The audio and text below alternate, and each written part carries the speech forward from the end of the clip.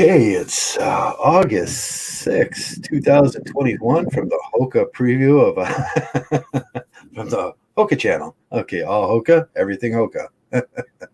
I'm Yes, just only Hoka can set us free. Or is it Juliette Lewis can set us free? Which one? Juliette Lewis can set us free. Okay, all Hoka, everything. Okay, it's all Hoka, 24 hours Hoka, and that's it. Okay, no, it's the Trav channel, and there's nobody in yet, but it's Friday night, and we just thought we'd come on and talk about a few things tonight, usually with a Mgtow slant on it, and kind of put things, see how it work out with life on Mgtow terms, I guess. Yeah, that would have been better, life on Mgtow terms, huh? Yeah. Well, hey, I tell you, you just remember ESPN when they got started as a 24-hour sports channel. Everyone thought they were crazy. Yeah. So we can do the Hoka 24-hour Steve Hoka channel. That's something that could work. Yeah. All Hoka, 24 hours every day. I mean, he's got volumes and volumes of books on every topic. So yeah, we just read books from Hoka, readings from Hoka. Yeah. It's your fate. Yeah. Now I'm in Nevada today. Yeah, it's nice sunny day. Nevada. Yeah, I'm in the park, but there's some, I don't know, it's kind of a weird park because like I probably should have brought like my Ruger with me or something, because there's sometimes you get like a wild coyote you never know. Yeah, so it's one of those parks, so it's probably smart I should have probably brought something with me, but whatever. Yeah, at least some spray or something. You can like hit with some pepper spray, and they'll scatter. Okay, that's a good idea, Joe. I got to get that because I want to get attacked by one of those. Yeah, you can shoot them. You got what kind of coyotes are? You got those little bigger, nastier ones out there. Yeah, I think so. I just saw. I think it was a bunny. I just saw something hopping around. I think it looked like a bunny. I hope it wasn't a coyote. But... I hope it wasn't a coyote. If someone attacks me, you guys will all know in the chat. You'll hear you screaming. Yeah, well, there's a bunch of rocks here, so I can just beat it with a rock, I guess. Yeah, that's always the best idea. Hit it with a rock. Just pick up just carry kind of a couple big rocks, just put them in your pocket or something. And a lot of times I do that with the dog, but most of the time I don't have nowhere to put something on the bike. But if I do have like a little pouch or something, I'll put it across the front, and then I'll put a couple kind of decent sized rocks in there. And if the dog comes at me, I'll just pelt it with a fucking rock. Yeah. No, it's nice. It's so beautiful. The city's like really growing. Southern Nevada, it's like really good area. It's like it's good to be back here. I was in LA for a while. It's just the traffic just got too much. I didn't want to cover the territory, and so the guy let me cover Nevada. Yeah, it's miserable. It's miserable. Yeah, it's hot and it's dry, and Nevada's actually got more rain right now. Yeah, it's just less traffic. I think it's just more calm, and outside of Vegas and suburbs, it's really just more calm and just better. It's just a better sales territory. It's a logistic nightmare out there in LA. You pretty much only can work as a salesperson. You only work if you're an outside sales, you only got a solid 4 hours to sell because you're in traffic all the time. So right, because you're in traffic driving all the time. That that sucks, and you're not getting paid. Right, you're not getting paid to sit in traffic, right? Yeah, unless you get shit off an electric bike and you just go into the city and electric bike around. Yeah, that's right. Yeah. You can bunny hop a few curbs, like go kick some old ladies down. Yeah. But I got him away, Claire. Yeah, Claire. We found Claire's weakness. Juliette Lewis did some research and found that mud pies can actually defeat Claire. Mud pies. It's pretty incredible finding. Yeah. Little boys making mud pies is their weakness or kryptonite. Yeah. So everyone's got a kryptonite. That's hers. Yeah. Okay. Yeah.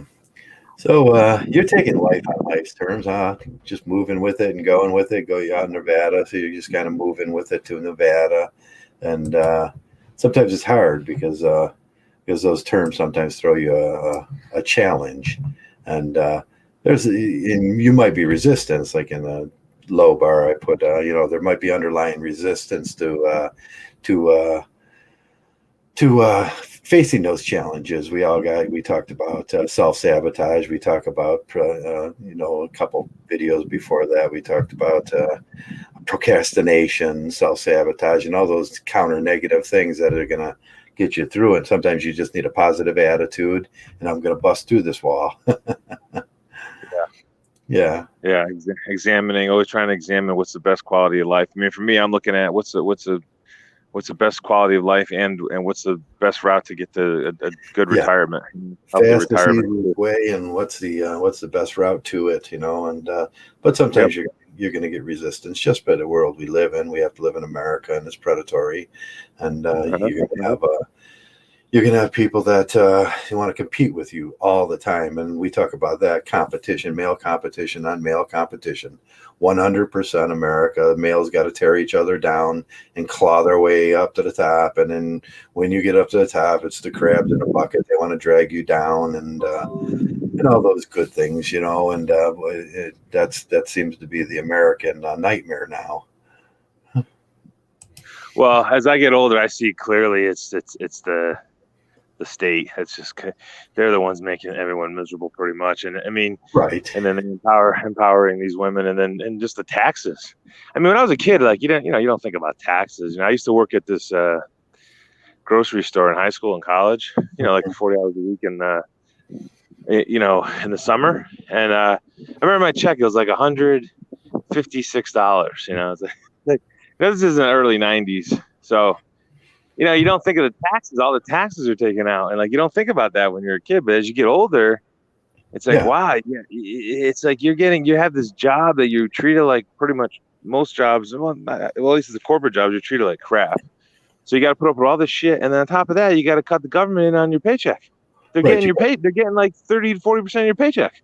Right. Yeah. And then they're usually doing it for self-serving motives. And you could see it once you start becoming a Mgtow, you start seeing those self-serving motives, and it becomes old, and everything they do is just to keep their jobs, and their jobs are lighter than air jobs, sitting behind desks and acting like they're authoritarian. Right. And that gets old.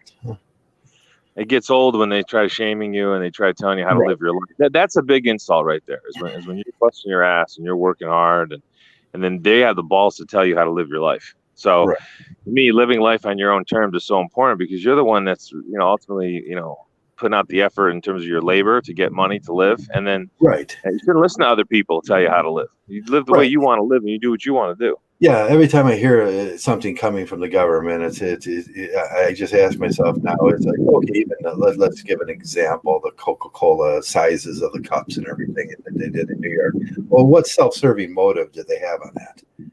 And then that's what I ask. Well, what self-serving motive do you have? It's like, you want to keep people healthy so they can work harder for you. You want to keep people like not enjoying their lives and suffering so they can work harder so they can pay more taxes. And they look at all that as revenue, and they don't look at it as human suffering, the human suffering that goes along with being in hot shops and difficult jobs and those things. They just look at it as revenue. And when I hear politicians talk about revenue, it just, it's like, oh, that's a kind word for saying you got a lighter than air job that depends on taking taxes from people that are actually working.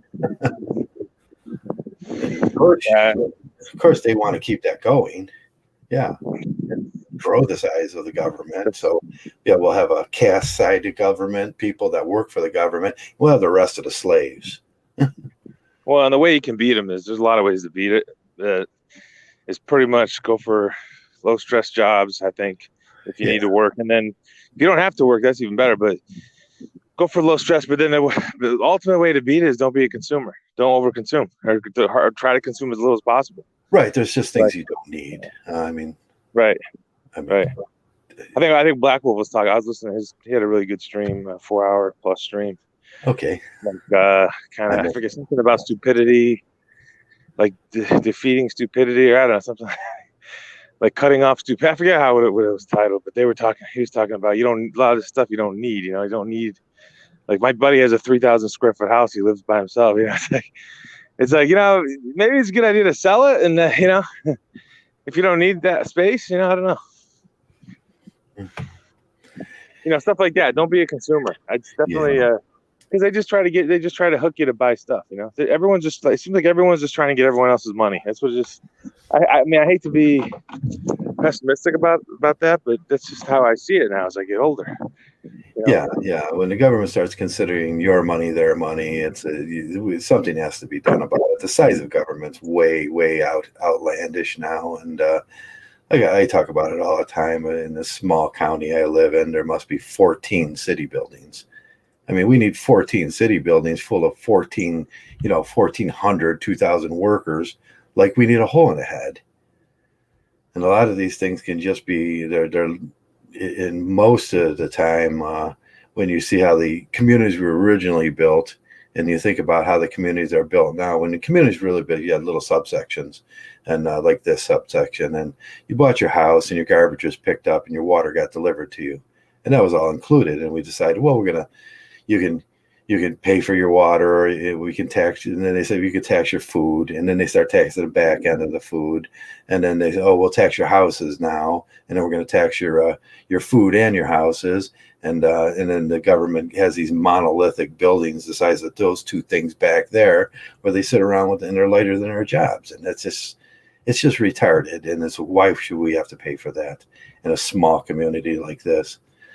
And then the oversaturation of police and tickets, and I mean,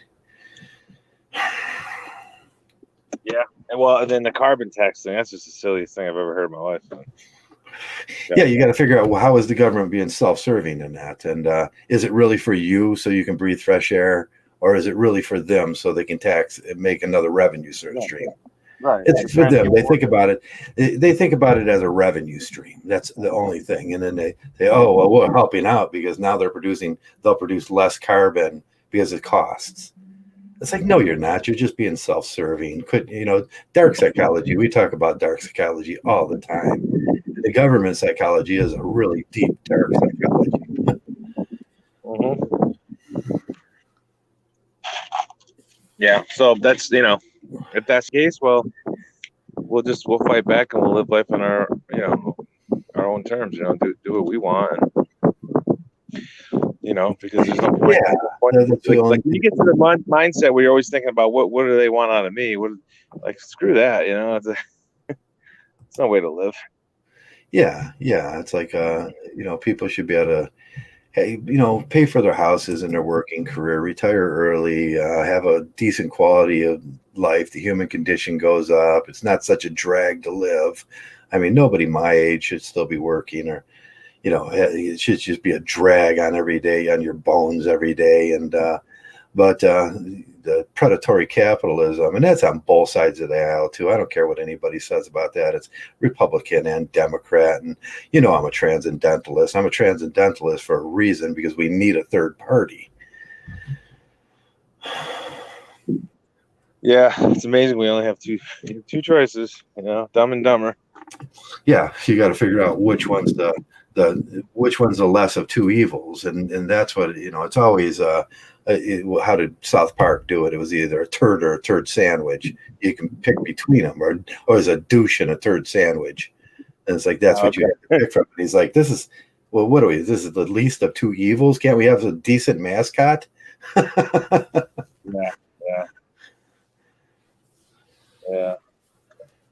Well, that ties into that codependency thing too. And, right. Basically, we got a whole society built on women's wishes and whims, that codependency, and the parentage underneath the United States government, of the pimp daddy Uncle Sam's going to be the husband and take care of her, but he's forgetting that you already charged us those taxes. We already paid those taxes to take care of the women and children, and should be taken care of instead of you spending it on a new Mercedes Benz. But Durkheim talked about it, and he wasn't wrong. I think Engels talked about it, and even Marx talked about it. They're all become self-serving, and the burghers become self-serving, the rulers become self-serving, and that's where it all goes. That's where your money's going to go.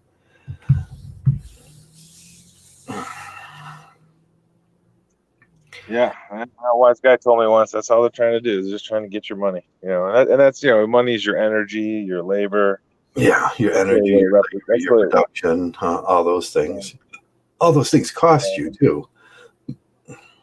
And yeah, because this job I had in LA, I was like, the territory was like Sacramento down to like San Diego, and I'm like, forget it. I said, I mean, it's just too much. I mean, at my age now, forget it. I just don't want to do it. I don't want the stress. I'll go teach. I have a teaching degree. I'll just go in a nice air conditioned room and teach. Instead of driving all the way around. Like, I'm not 25 years old anymore. I'm not going to go driving around and work this way. I'm not going to do it. yeah, you can see with the ageism now and the built-in. They're not giving us retirement policies that actually work. The ageism, where you just age out, and the call for the youth to be working. And the only reason they would call for youth, why would they call for a youth movement and working, is because they need youthful bodies to get more done. Yeah, yeah. And that's another self-serving reason. I mean, you just got to look at these people and just when they speak, don't listen to the words they say. Just listen to what the substance of it is, and then what does this guy want from me? Yeah. So try to find that sweet spot in your life where the quality of life is high and the stress is low, and I go for low stress. I'm just trying to find that low stress. Right. I got dragged yesterday. I got dragged, and I mean, I was with my buddy. We went to go grab something to eat, and he's like, "Oh, my friend's at the bar. You want to hang out?" And, oh God. Not really. I said, he's like, "Oh, he really wants to meet you." I said, "So whatever. I'm down there."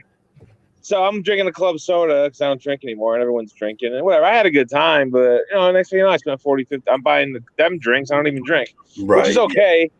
Yeah. But the thing is, like, I end up spending $40, $50 I didn't want to spend, and then I'm in an awkward situation. Of course, there's women around, which that's even more awkward because they're strange. Right. And, yeah. They want something. They all want something. Right. They're all looking, and they're all, and of course, we all got that question: where do you guys live? Yeah. Ooh, do you live? You have a house. You have a house. You know what I mean? It's like so funny. Like being a strong Mgtow, I kind of just laugh at these questions they're asking. They're trying to gauge Yeah, when they start asking, what do you do for a living and where do you live? And that's just them measuring you up for their self-serving purposes. Right. So it's really awkward. And so I don't our government is like women, they just. Yeah. Well, I told you that story with the IRS because I didn't owe the IRS any money. And then I was making I made like 10 grand one year because I couldn't find a good job and I'm real picky. But then the next year I made like 6 figures, right? Okay. Oh, sure enough, when that 6-figure digit came in, all of a sudden they sent me a bill for 15 grand. Yeah. Like wow. They just hey, they just threw it out there. They just pulled it out of their ass and Yeah, so money. It's like they know every little detail of what you're doing in your life, and they know who to go after and the right amount and everything. So that was kind of annoying. Yeah. Are you there? Sorry. Oh yeah. They didn't even. Well, did they exclude you from the head of household thing and everything? Yeah, I suppose.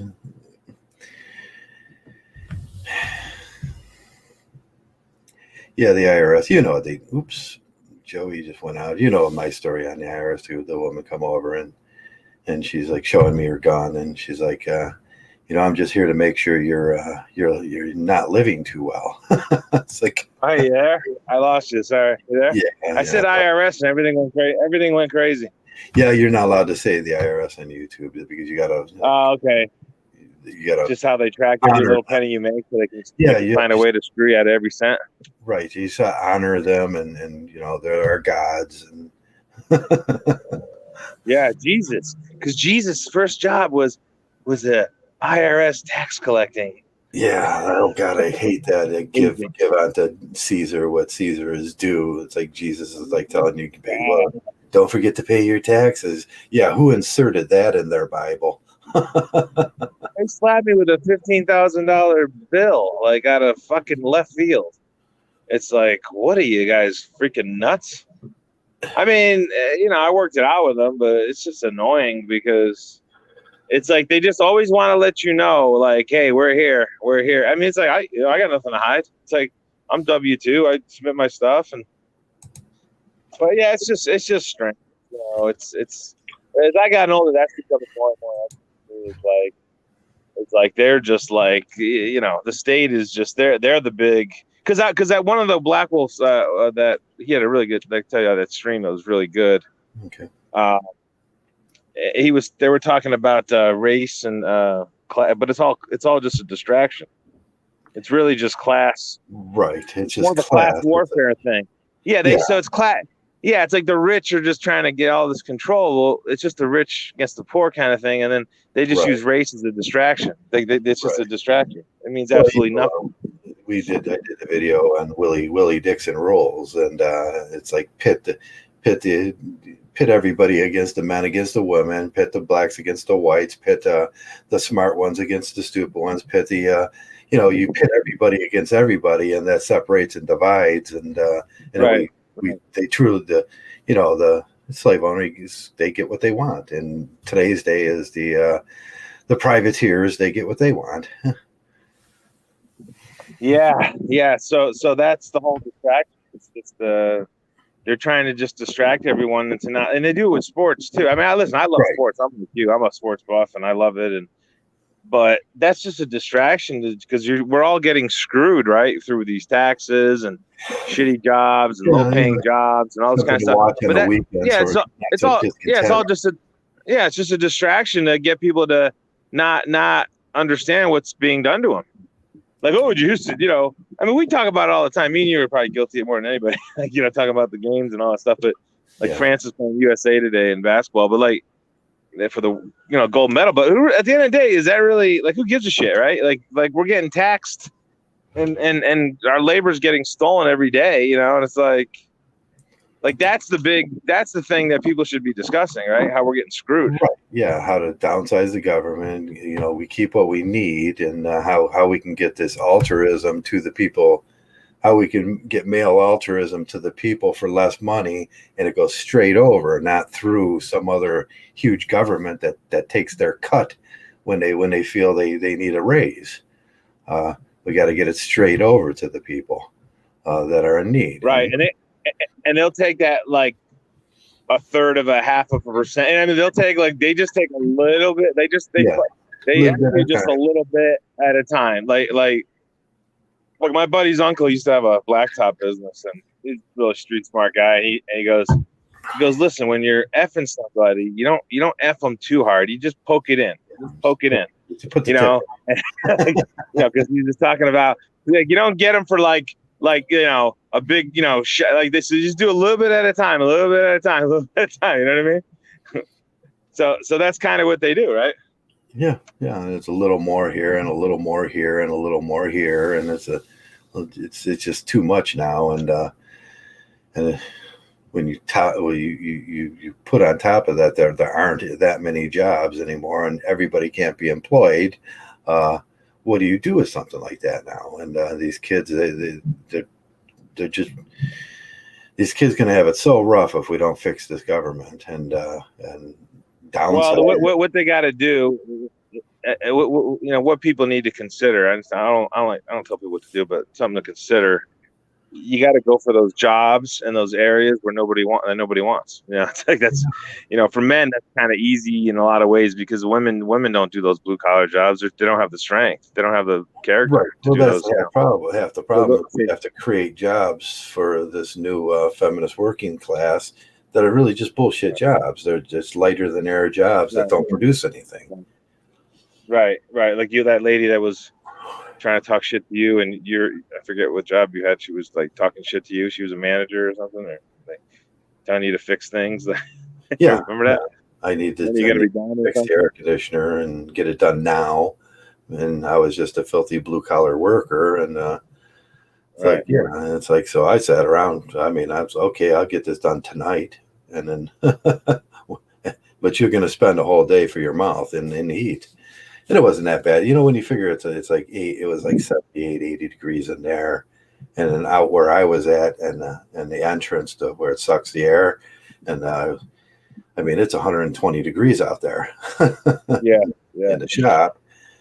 And but they don't look at that. It's like is the skill it takes to fix one of these things too is like, man, I'm thinking, man, that girl probably had one of those 90-day degrees from the business courses that they give out at Ohio Business College. Yeah, like like a multiple choice test is the degree. Yeah, the multiple choice test you can do online. You don't really have to show true or false. Yeah. You have a true or false like question test. There's no critical thinking, no essay writing. What really teach them to do is how to do a little bit of paperwork enough to get by, or you can get that same course at the Health and Human Services Department on how to do C+, or something like that. And man, when you think about, man, I was just thinking about that. Man, I just got done with a two-year program in technical mechanics and applied technologies. And here I am with nearly 6 years under my belt of college, and I'm the filthy blue collar worker. Yeah. That's why I'm glad I got that teaching degree. I mean, it's funny how I'm going to probably need it later in life, because corporations are not. They're just hiring these bimbos, Ken dolls. These guys that look the part, but they don't know what they're doing. They don't know. They have no creativity, and it's just all networking. That's what bothers me about like the social, like LinkedIn and all this kind of things. It's all about how you market yourself. That's the problem I have with that Nick Saban speech he gave. Yeah, the speech is pretty good, but then he talks about branding yourself as a person. What are we, fucking cattle now? Right. Yeah. Yeah. I had a big argument with, the engineers used to sit around. We needed engineers like we needed a hole in the head, but there was these, lighter than air engineer jobs up there. And I was like, okay, we'll use the engineers like we're supposed to use them. So we were putting in this new press, and I had to drill all the holes and put up all the lines for the lubrication and everything. And then I went and grabbed the lubrication units and everything. And I says, if I put one of these lubrication units on and something goes wrong, then you're just going to, and I says, why not use the engineers? So I said, I knew how to do it. It's just mathematical calculations on how to lubricate the size of the bearing and everything. And you take the surface from the bearing and you just do it that way. But you have to do some mathematical calculations on it. And I says, well, that's an engineering job. So I gave it to the engineering office. And I said, here, I need these engineer specs to come back so I know that everything's okay. And boy, they had a fit. Wow. I was like, no, that's your guys' job. That's what you're supposed to be doing. And that covers me. I did the right thing. And I don't have to be.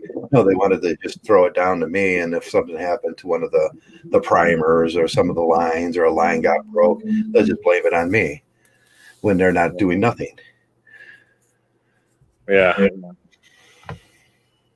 Yeah, you just gotta find a sweet spot. Find a sweet spot in life, like where you can, you have a comfortable life, but you're not overdoing it in terms of stress.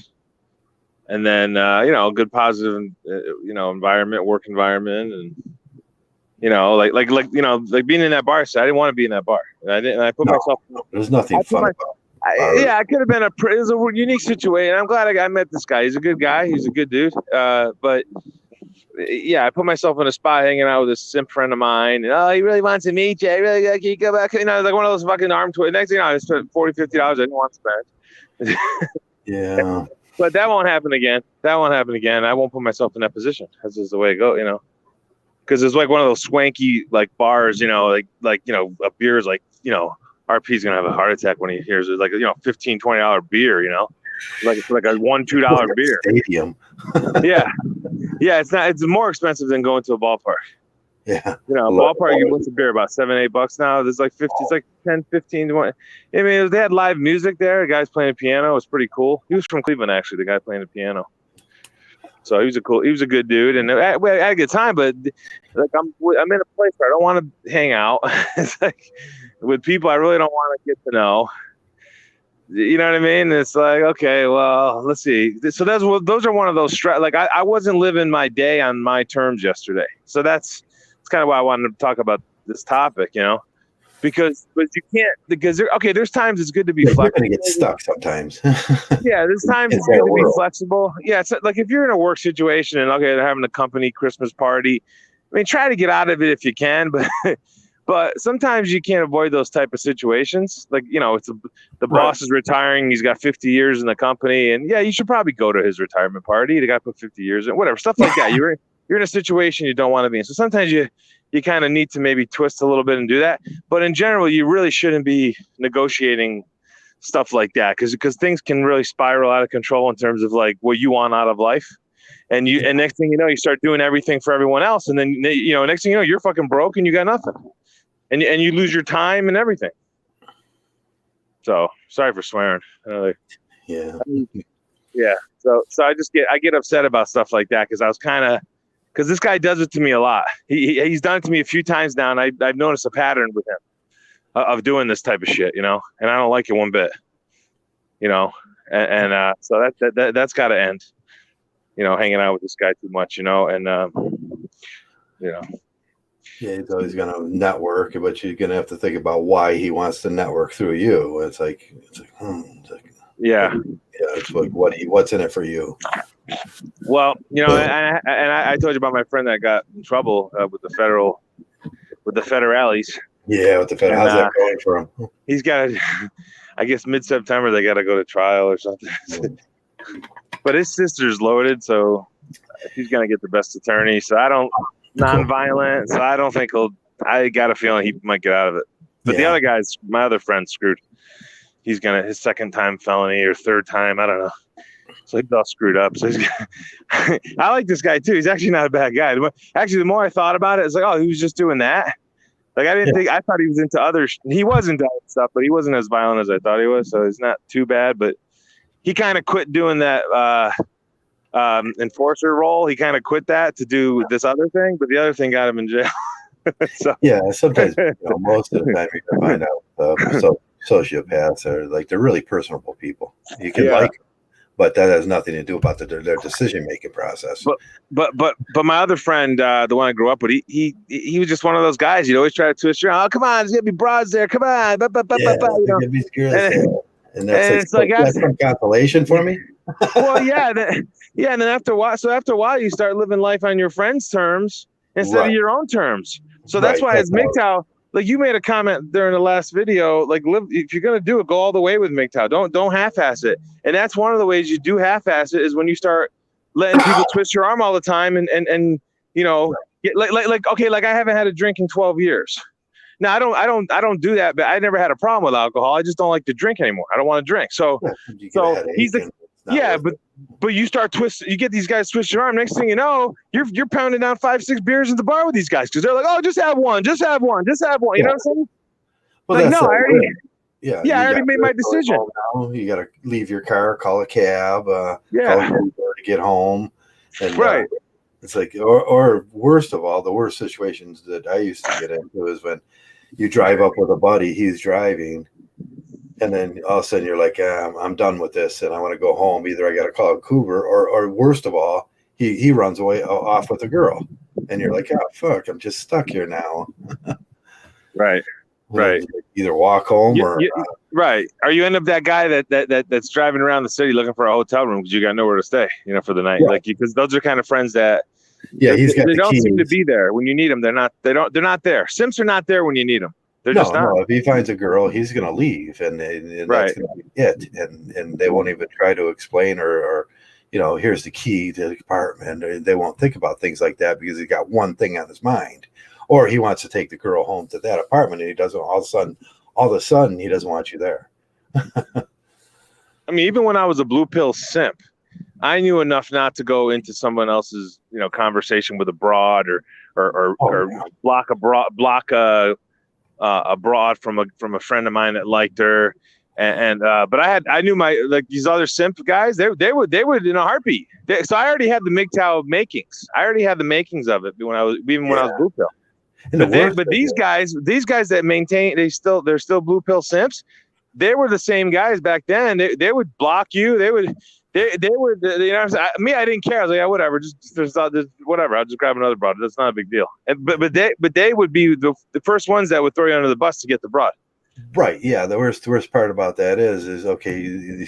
They're bringing girls around. All of a sudden, the girls around. What if she decides she likes you more? Right. And all of a sudden, your buddy's like, "Oh, you're cock blocking me. You're a dick," you know, and everything. No, it's like you instituted this whole thing. She decided that, you know, and you probably have no intention of like anything. She's just like, she notices something different about you. She notices your Mgtow and your resistance to her, and that just makes her come on stronger. Well, I was telling that to this guy yesterday. He's a good dude I met.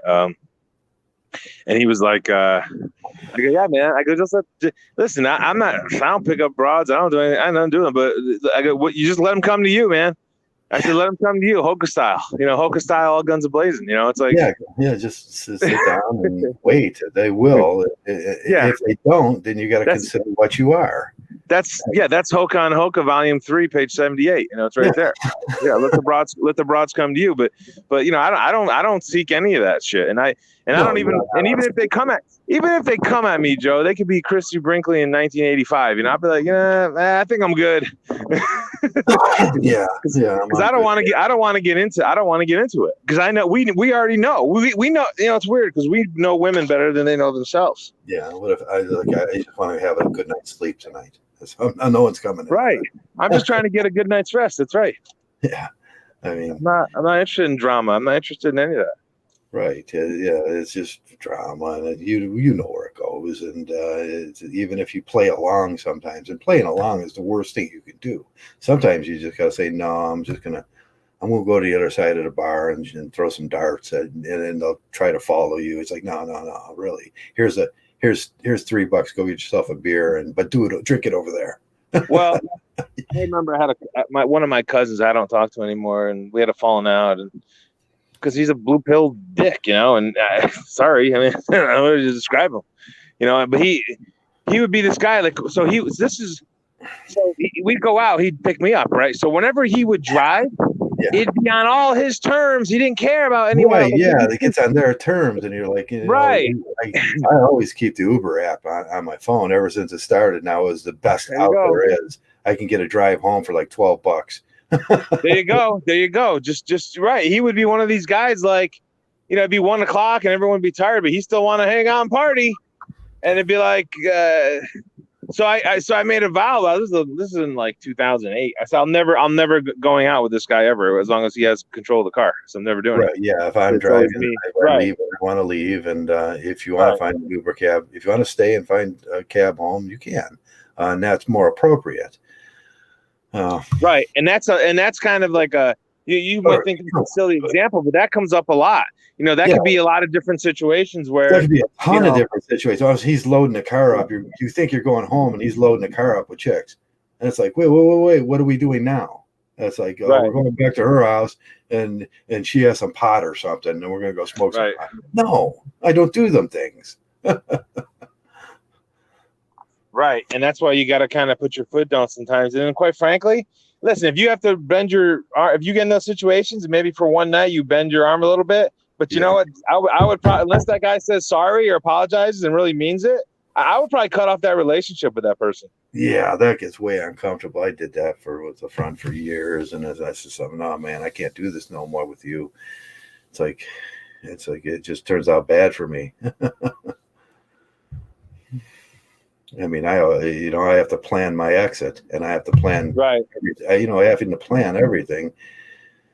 And, right. And look at that one friend. So the one friend I was telling you about the car, he ended up getting married for 4 or 5 years. He got divorced. He probably blew about, I don't know, $75,000 on a.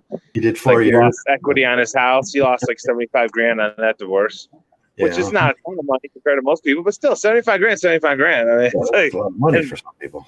Yeah, a lot of money for me. The other one's in jail. And he's not a violent guy. He's just he's a hustler, you know. He's just trying to make money, you know, whatever. And then the other, so all these guys that I got away from, they're all like, they're trying to tell me. I remember because I was like laughing. They're trying to tell me how to live. You know what I mean? Yeah. Meanwhile, I pretty much took the year off this year, Good. and I'm Yeah, working for you did. myself, and I'm just doing my own thing. I'm not making as much money as I used to, but once I finish this MBA, I think I'll be probably doing a lot better later. But and I could always see. I got a lot of shit going on. I got a lot of good shit going on, and I got my health. I feel good. I don't drink. I don't smoke. I got I'm I'm in a great spot. And these guys are all like in chaos, and it's like, and I so it's like I'm living life on my terms.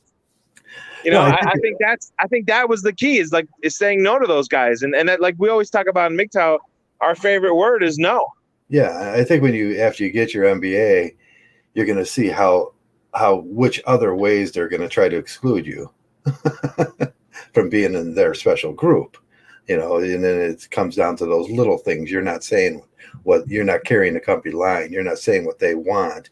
You're not, simping for the girls. You're not doing that. And and then the Christian moralities come in, and it's like, you're not, you never talk about Jesus at work. What's wrong with you? Yeah. Well, we had, now that one greater than Jesus has come, in the name of Steve Hoka, we're good, so, but yeah, it's always, you kind of choose your own, you make your own way and live life on your terms. And, if you, but I hear what you're saying. Even on the flip side of it, there's always going to be those people that put you back into their, lifestyle they want you to live, Yeah. It's always the same thing. It's just how to get more out of you and everything. But hopefully with your MBA, you could teach and you could do that, and that'll be a little lighter job on you in the future. I didn't do. I got renewed to teach, but I'm doing sales now. I'm going to give this new job about, I don't know, maybe like a couple months, and if it doesn't like the ROI is not there, then I'm probably just go back and teach and do my MBA and then whatever, and then see what happens. What's that Buchanan is like? What's it called? That's kind of what I'm doing. I could just kind of see what happens. Yeah.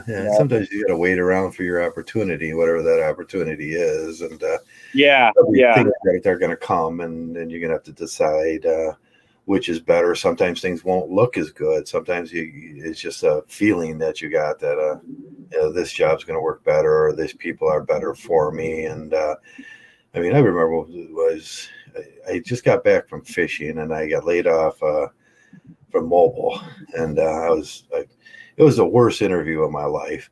I had my fishing boots on, my beard was frozen. I walked in out. I keep resumes all made up, and a couple of them, so they look different. And I just kind of look around and see what the company does, and then I'll slap that resume down. And so I walked in, and she says, "You want?" I said, "I want to apply for a job." And she says, "Here's an application." I says, "I brought my own. I already filled it out, and here's the resume, and here's everything." And I put it down, and I says, "Anything else?" And she's like, "No." I might as well have had my fishing pole in my hand. It's like I had my your vest and everything with the lures sticking all over my head, and my beard was still solid frozen from being out there. And then I walked out, and then I finally got that. I got that job, and I decided to take that one over a pharmaceutical job. And the pharmaceutical job was perfect. It was clean, and it was and I was like, I don't know if I could just do that. And I was like, I just don't know if I want to do that. And I decided to go into the maintenance and electrical engineering and stuff like that. And it turned out to be the best job of my life, but one of the better decisions I ever made in my life. The pay went up real quick. There was vacation time, and I always like working with big, huge things, things that look too big for a human to do. And I was like, oh, that made me happy. Yeah, you just find the right fit for yourself, and what is it that makes you happy in life? Well, sometimes it's going to be very weird. It's not going to be the same thing other people like ATP 5000. He says he just bought a chicken coop. Yeah. Raising chickens is one of the hardest things you're ever going to find. It depends where you are too, because there's all kinds of predators out there. And we tried raising chickens for years, and where we up here in Ohio, and some of the areas are still like that back there. It's quite wooded still, and man, it was just impossible. Every week there was like 2-3 chickens missing, and we couldn't figure out where they were going. We had to read books on predators and animals and how they. And then and there's human predators too, your neighbors and people coming around. And it's like, man, that was just a difficult job. We finally got it figured out, and my son gave up. Just when you had to figure it out.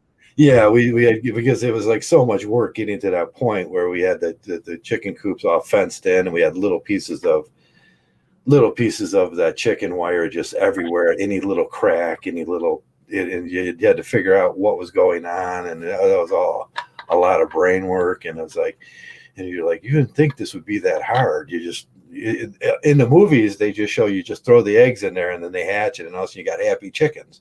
Yeah, but that's not like that. No, where I was staying in California, they had a nice little chicken coop. It's pretty cool. They had about 10, 15 chickens. Yeah, chicken coops are cool. I know guys that get the turkey eggs, and they raise them and they clip their wings and stuff, and they'll get some ducks, and stuff like that, and they all live happily in those little cages. And I don't know how they do it. Yeah.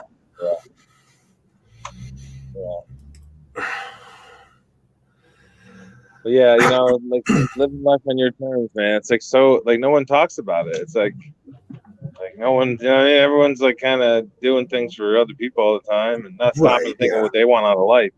Like I was thinking today, I really, it doesn't matter to me when I pass away. I've already, like, I'm living life on my terms right now, so I already feel like I've already won. I've already won at life. I've already, I'm not a blue pill. I don't even like those terms, blue pill, red pill, whatever. I'm doing my own term. Yeah, you live life. I think that's a better way to describe it. Even with that, they try to squeeze you into this blue pill, red pill thing, and you have to agree with the group, or you're out, or you become like outcasts like me. You have to think like they do, and it's all about the Mgtow light, and all that. And it's like, man, no, I don't think like that. I don't want people call me red pill, blue pill. I just do what I want to do. I'm Joe, and I'll talk about what I want to talk about, and how I present it is my way. And in life, you should be doing that too. I mean, if you're not enjoying your life, and them people, the going galt is not it's not a physical thing. It's a mental thing. You're going galt. You're cutting those strings from your life, and you're making your life smaller but more manageable. And when you find your life more manageable, you're in charge. You're in total control. That's what being a Mgtow is, being total control of this and everything around you. And that's when you find yourself a true Mgtow.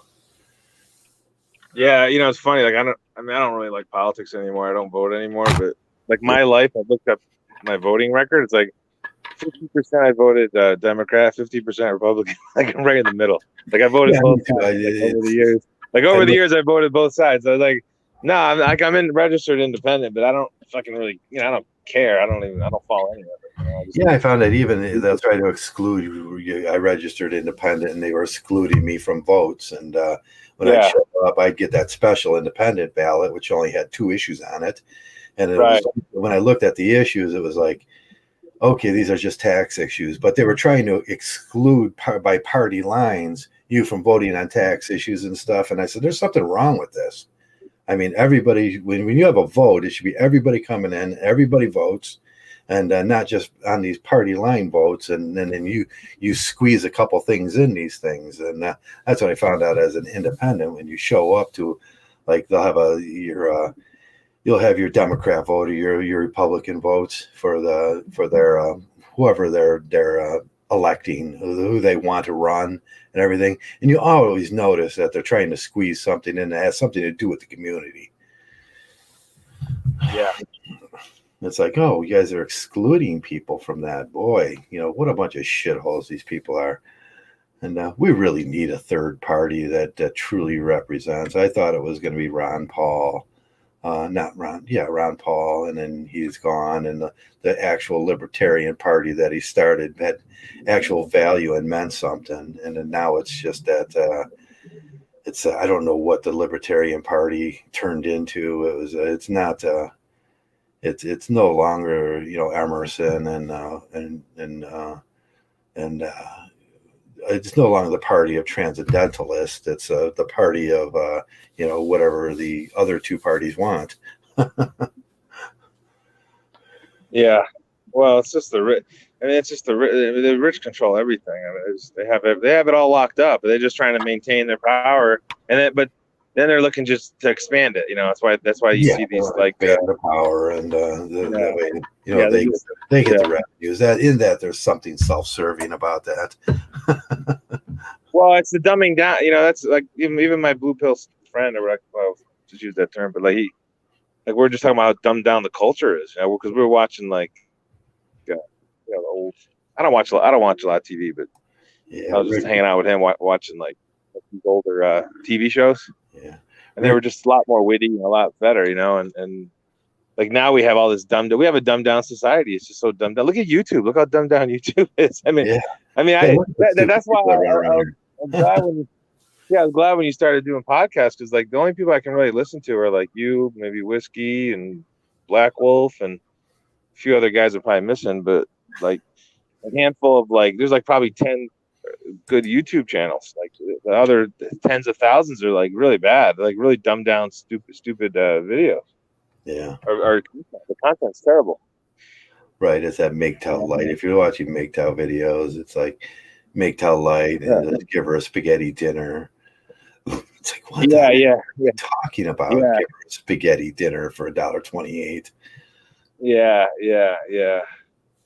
Oh my God! Did you throw any meatballs in there or anything? Yeah, it's like spaghetti without meatballs. That's come on, you have to have some meatballs in the spaghetti. Yeah.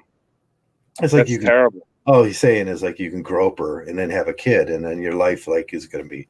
No, your life is going to suck if you have a kid with a baby mama because you gave her a spaghetti dinner. My buddy showed me this picture, and I know he's a really upbeat guy, but he's in his mid-60s. He had this picture. So his first wife, he was married 20 years, and he got married when he was early 20s. Yeah. So she's got a picture with her and the guy that she cheated on, with 5 of his grandkids around. His grandkids, right? It's his mother's kids, right? Okay. And he goes, "How do you think this is supposed to make me feel? I have to see my ex-wife with her the man that she cheated on, surrounded by his 5 grandchildren that he hasn't even talked to." Yeah. And here's a guy that paid every cent of his child support, was a good husband, did all the right things, right? He did everything he was asked to do. Mm-hmm. And she's the one that has the relationship with the kids and has all that security and comfort and enjoyment. It's because she's under parentage and they're fucking stupid. It's the casual cruelty that they put men through is just extreme, and then we're expected, otherwise we're misogynistic, to take that. Yeah, so it's just it broke my heart, because he was kind of laughing about it, he was kind of pissed, but he was laughing, but I could tell it bothered him. Yeah, one of those kind of things. Horrible stories. Yeah, they're horrible Mgtow stories when you hear things like that. And some of the Mgtow stories that I've heard, geez, we don't really share them a lot, other men's stories. But man, I've heard some horrible stories in Mgtow. And these are the men. Well, I was the whole thing with your situation too, with the point. A lot of people don't believe me when I tell them about your situation.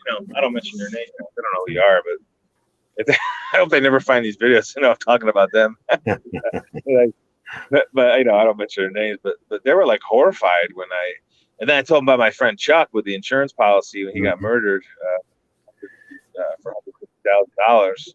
Yeah. And then one guy goes, "Well, if it was $100 million, I might have done it." I just looked at him this is a big guy too, and I'm looking at him what? Because who gives a shit how much money it is? Why would you ever do that to somebody for an insurance policy? I don't give a fuck how much money it is. Yeah, these are you're supposed to be your friends and your family, and yeah, but thing with don't get an insurance. Like, how did you say it? I told him, I said, yeah, my friend Joe was saying, he was saying, don't get an insurance. Like, the insurance policy, don't let the person you're insuring know about it. Or how'd you say it again? right, yeah. If you get an How'd you say it? insurance policy, just put it in someone's names or put it in a trust fund, and all this goes into a trust fund, and let them figure it out afterwards. Which, of course, will probably swing towards but give individual names that are give someone that you trust. And in my case, it would be one of my brothers, and to delegate the money. Just don't tell them. Don't tell them. Don't tell them about it. Don't tell them. Don't tell them. Yeah, they'll give them incentive to see you die early. Right. Yeah, you're going to tell them incentive that you're married to that's planning on like divorcing you, that you have an insurance policy. And really? Yeah. That would be a good idea? No. No, it's terrible. But that's what women do, right? They try to. God, they're so nasty. I was telling this guy about Schopenhauer. I just met him yesterday. I didn't want to. I probably threw a little too much Mgtow shit at him. He kind of had his head was spinning. Yeah. But but because I was talking about Schopenhauer. Schopenhauer. Yeah. Listen to what Schopenhauer. Who the hell knows who Schopenhauer is unless you're taught about him, because they don't teach us about Schopenhauer or Camus or these guys. No. But Darius and Joe Rogan, they're probably smarter than Schopenhauer and Camus, right? Yeah, Darius and Joe Rogan. Yeah, they get along great. Those two guys were awesome. The life coach, or Kevin Samuels with the spraying perfume. But he makes a lot of money, Joe. So that means you must be smart. My friend Tony and I my friend Tony, he's 6'6", 400 pounds. He's a giant. We used to always laugh, and he's a great poker player. But we used to laugh about these guys that have money, like how they think they're smart because they have money. Yeah. we used to always bust their chops. It's like, because obviously just because you have money doesn't mean you're smart. It's like, no, it's a measure in America, measuring how cruel and cunning you can be. Right, exactly. It's a measure, right? How cruel and cunning you can be. Like a lot of times, it just means you got money. Big deal. Good for you. Congratulations. Right. Or you were raised in a good family. Geez, you were born to a good family. That doesn't make you special. Right. You're still a freaking idiot. And so we used to see these guys at the poker tables, and we just clean them up, because they were just too stupid. Like they thought because we got money, I'm good at poker. No, it just means you got money. You're still an idiot. Money. It's like there could be a million reasons for that. But that's how they measure you nowadays. It's right. And it's like this Kevin Samuel. It brings back to this guy. He thinks he's successful. What? Because you got 1 million plus subs on your thing, and you have a profitable business. You're still a freaking idiot. You're spraying perfume on yourself on a video. How effeminate can you be? You're a freaking clown, and you're giving out terrible advice to men. Like, you're really not helping men. He's like more helping women. He's helping like women, really. He's not even like helping his own people, his own men, like men. Lines up with their limited, if they want to go back to the blue pill world and they want to just get women and chug beers and smash beer cans on your head, and you tell them that's a good idea, you're going to be their favorite guy. Right. Right, and they're just trying. And Black Wolf, like, again, he had a really good video, like talking about how all they care about is the business. They don't care about helping people. Like Howard Dare is a classic example. Big cookie dough eating fat ass. All he cared about was making money. He would say he was one of those guys. He should have gotten into politics. I don't know why he did a YouTube video, because he would say he's going to say anything to get that dollar from people. That's all he's interested in. Right, that's most people nowadays. How many people came through here? We had Mayor Mgtow, we had Chris Cantu, Howard Dare, and all those guys. It's just one after another we're being hit with that. Oh, he's the next Neo. Even Hoka did it. Like, he tried to Hoka did it honestly. He says I did that because to show how stupid you people were. He's trying to make a point with it. Well, he's got all those books in circulation. I don't think he needs the money. I don't understand why he needs the money. He's up to volume what? What volume? Hokan Backgammon. Yeah. Hokan Backgammon is like, it's 5 million paperback copies. Yeah, he writes Hokan Backgammon. I mean, shit. I mean, well, when he walked Lake Erie in '87, like I remember I was there. I was 13 years old, and I remember when he walked like he was like I couldn't. Yeah, I thought it was some kind of hologram or something, but it was actually him because I shook his hand after he walked it, and that was actually a true thing. Honka did walk on Lake Erie in 1987. he walked, changed the I world. was watching those videos with those. Who was that guy from England? That guy that with the bikes. David. David. What's his name? Oh, the guy Holdclaw or something. Oh, Brandon Fairclough. Yeah. Yeah. What's his name? Sorry, I lost you. Brandon Fairclough. Yeah, he's the guy that jumped did the backflip over the canyon. Yeah, I lost it. Yeah, the guy that what's his name again? Holtzclaw or Brandon Fairclough. Yeah, he's like you look at him and like it's like wow, like the balls on that guy, you know. Yeah, they must be shaped in two bricks, you know.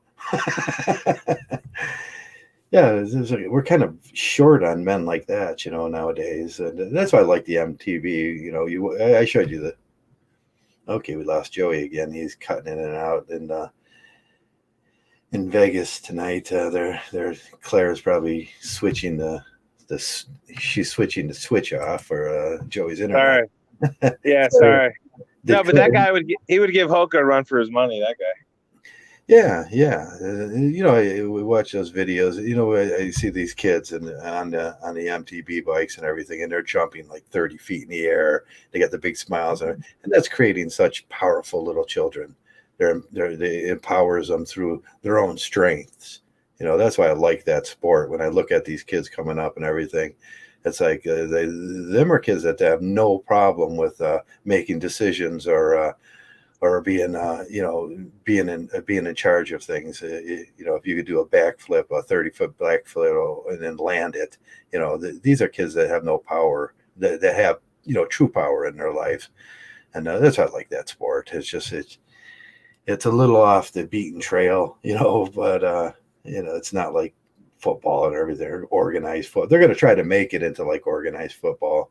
I mean, but you know, those kids just they're aggressive and they're yeah. I was that way.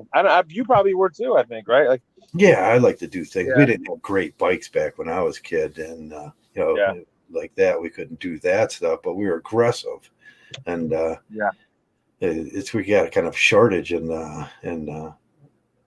And I tell you what, like, because I was that same guy. I mean, I'm not trying to. I mean, I know I like to brag a little bit, but you know, like King of the Mountain, I never lost. When I was a kid. Like I used to, kids were 2-3 years older than me. I used to beat them. I used to always win. And like, and then I got into corporate sales, and I was a super aggressive salesman, right? Super aggressive. Yeah, doesn't value that. They don't value aggressive salespeople. They want little simps. Right. So I never really fit in. I never fit into their stupid. I played their little stupid game for the money, but I never fit in. They're like, oh, you're too aggressive on some of the sales calls. You know, these waspy managers I used to have. And you know, whatever. About the football, when, you know, I got kicked off the football team for being too aggressive, and it was to prove a point. You know, it's like the coach had his favorite running back, and I said, that running back sucks. You should put this guy over here. Was Neil. Neil was a better. That's your running back because he's got heart, and he was coming up through the line one day, and I just took a beat on him, and it was his pads off, and I just nailed his ass, and then they kicked me off the team. I wish I had a half a second in my 40, Joe. Half a second in my 40. Yeah, that's all I figured. That's all I needed. I'm playing inside linebacker at USC. You know, it's like whatever. But like, but even baseball, like I know a guy that batted 571, and he didn't make the All-Star team. He used to hit line drives and ropes, and it wasn't a home run hitter, but like a really good doubles hitter. Go 3 for 4 every day. Go 3 for 4, 2 for 3, and then the All-Star team come out. Oh, Wasp number 1, Wasp number 2. Yeah. Like, where's my name on the? Hey, I led the league in batting. Where's my name on the list here? What's going on here? What's going on? So those that played for the Minnesota Twins. Yeah. He's still been out of shape about that All-Star team thing, but Yeah. But yeah, I used to play for the Twins, Joey Aragon. Yeah, but those are things in life. You kind of get older, and now, like for me, I see the state is just they're just ruthless. Yeah. Like I said, they'll take a half of a percent every year, and then little by little, it just wears you down, and then so we have to figure out a strategy to kind of win. And for me, it's just lowering your stress level. You want to lower your stress levels in terms of what how you're going to acquire your money, because you need money to live. Yeah, you're making good Yeah, decisions. You're not your health wise too is like the biggest determining factor is usually poverty and health, and they look at poverty, who grew up in poverty, but what they're really looking at is stress. And when you're impoverished, you're going through right, so much right. stress that yes, of course you're gonna live less, and your whole life. And then they tell you on top of this the Christian suffering, and then Jordan Peterson, you're gonna have to suffer to get this degree, and you're going to have to suffer for your wife, and you're going to have to suffer for these traditional values. No, man, you reduce all that stress, and that's the way you live as a Mgtow. Just get rid of all that stress. Man, that stress almost killed me doing it their way, and I did everything right. I did everything right their way, and it almost killed me. But they're really dispose of me and keep my insurance policy. That's the plan.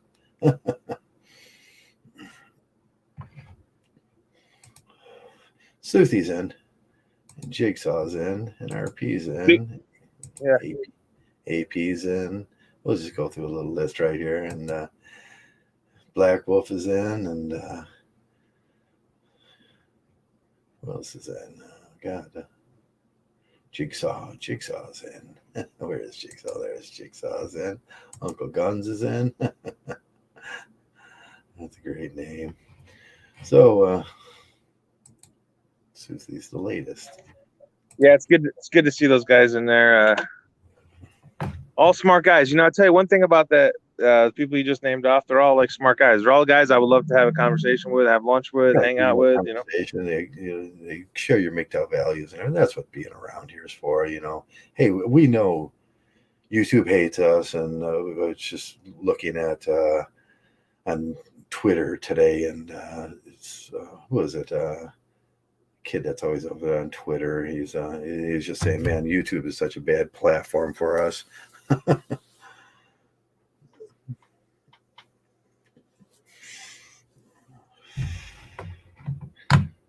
What the hell's going on? Oh, there it is. Okay. Yeah.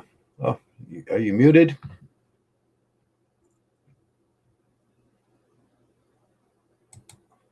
Oh, sorry, Joe. I was just grabbing a Starbucks. Oh, okay. Yeah. It's too hot. Did I mute you, or did you mute yourself? That's what I have to ask myself. It doesn't tell me whether I. Yeah, no, I muted myself. Okay. Yeah, it's just too hot out here. It's like 95. It gets to 115 out here. You got an iced coffee, or do you get regular cappuccino? No, I just got one of those refresher things. A refresher thing. Okay. Yeah, I just got one of those refresher drinks, and then I always get a water with it, just so I can get some value, because they're $5 for one of those things, and get a water, you don't feel like you're getting ripped off as much. Yeah, all they do is pour one of those bottles into a thing and whip it, and charge you $5 for the cup. Yeah. Yeah, the cup's worth more than the drink. Yeah, exactly. Yeah, that's still my dream, a coffee shop. Someday, maybe I'll get a proper loan for it. Oh, there's definitely a market for it. That's for sure. Yeah, a little breakfast bar, sock off. People come and eat breakfast and get donuts and shit. That's the best way to go, I think. It's the best way to go. Get a cash business. Get a cash business. Forget it. You know what I mean? You I'm not telling people to screw the IRS, because they got me for $500,000 probably my life. Yeah. So it's like money. Yeah. But you can find creative ways to do your accounting and you not get at least you have incentives to get up in the morning, because it gets to the point when you get a certain age. And mind you, I'm a person never married, never had children. These guys that have been in those situations, like you have all this dependence and everything. It's like so. I haven't had that situation, but it gets to be a drag sometimes when you're realizing, wow, the government's getting like 4 cents out of every 10 cents I make. 4 to 5 cents, fair. You know what I mean? So, putting yourself in those situations where you have some type of cash business is always good, but just don't get it, don't do what my friend did. Try to, Yeah, I'll try to use that as a try to money use try to but No, that's all we want to the do. media is the one. But the media contributes to that drug market as much as anyone. They try to make drug use into this glamorous thing, and Right. so they're all in on it. It's all like a big scam. It's a bait and switch. Yeah, they do their job promoting it, and Right. That's why I can't stand Hollywood.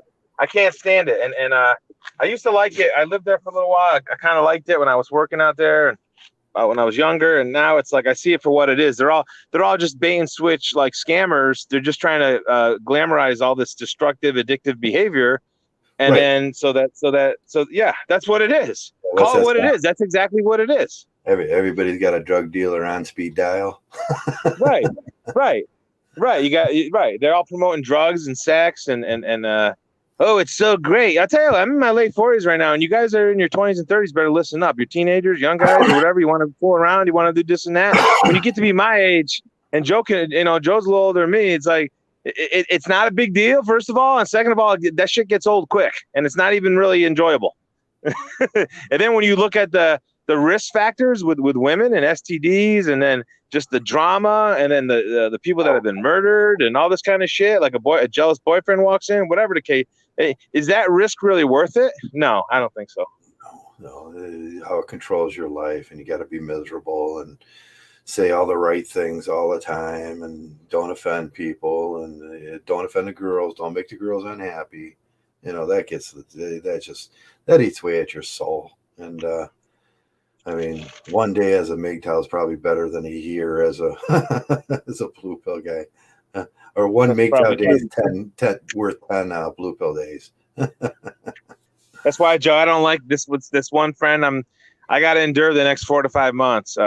He's gonna be gone for like about 3 weeks, so it's good. I get the house to myself. So, but I made a mistake. I made a mistake when I rented my house out, and because I can't wait to get back in there. That's the Mgtow Palace. That's the Mgtow Palace. I mean, it's just it's like a Mgtow Palace. The problem. Yeah.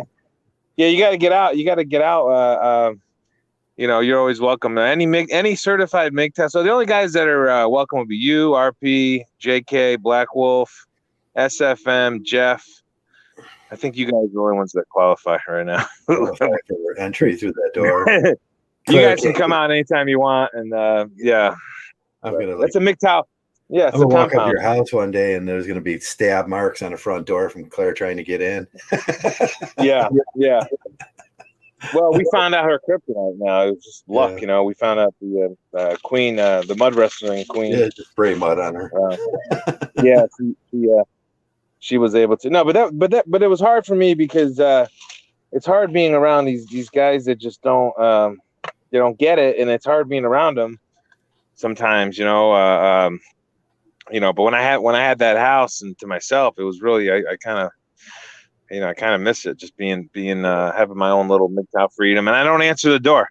That's one of the rules. Like I have in my house, I never answer the door for anybody unless I'm expecting, obviously, something or someone to come over. That's different, but I never answer the door that's my boundary that I set for myself. Like I don't answer the door, so like stuff like that, just like little quirky little things I do, It's like over here some days it's just never ending, and you just keep answering the door, and it's going to keep being never ending. Yeah. Well, I had a like that blue pill simp friend I was telling you about. One time he flew in from New York, and all of a sudden he come over and he's got a couple broads on, and he's like introducing me to these broads. I'm like, why are you letting these freaking women into my house? It's like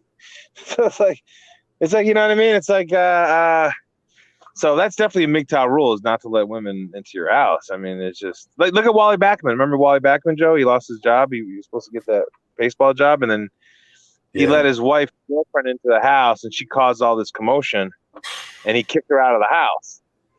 Something happened where he kicked her out of the house, and he said something. He didn't hit her. He got fired like the next day. Yeah, you can't do that. You make He a made a girl. girl mad. Wally Backman is a total badass, and he made this girl mad, and then he lost his job as a manager. He'll never get an opportunity again. Yeah, he'll never get an opportunity with that. Right, because he's not a simp. And you know what? Right. No, I Yeah, tell you, those that are the guy. things you have to watch out for. Yeah, That's how I always talk about in group. If you're not in their group, you don't say their things. Group loyalty is everything. And yeah, if you veer, you Mgtow out a little bit, they're like, ooh, you're not carrying the company line. You're not saying all the right things. And boy, I'll tell you what, most of yeah, us nowadays is so monotone, saying the right thing. And I just laugh at some of the interviews because these bright, intelligent guys that went through college just repeating the company line, and it's like, oh, it's yeah. so boring and it's so insultive. But you have to. Most of the world, ooh, yeah, he said the right thing. He's such a good guy. No, Yeah, it's cringy, man. It's totally cringy. Like even that guy Spatsky. You're talking about Spatsky. What's his name? No, who's the guy from Stanford? Like he has to give the company line too when he talks about a lot of things. yeah. That what's his name out of Stanford? Oh, it's Sapolsky. Yeah, Sapolsky. Even Sapolsky. Yeah, as sharp as he yeah. is and as intelligent as he is, he has to water down some of his stuff so he doesn't offend.